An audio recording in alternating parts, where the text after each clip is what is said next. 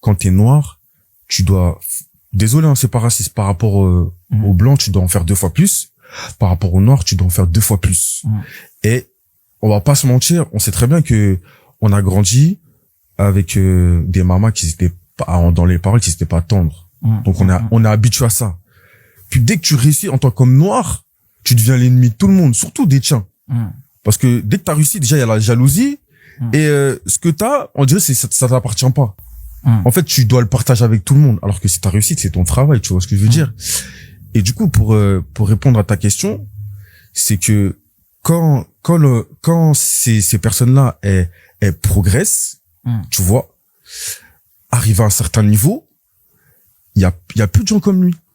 Il y a plus de gens comme lui. Moi, je parle pas que des footballeurs, hein. Ça peut être des acteurs, je sais pas moi, je sais pas, n'importe quoi. En France, surtout en France. Et la différence avec les États-Unis, parce que ils ont des figures, ils ont des modèles, ce qui fait que c'est pour ça que un homme, il va vers ce qu'il élève.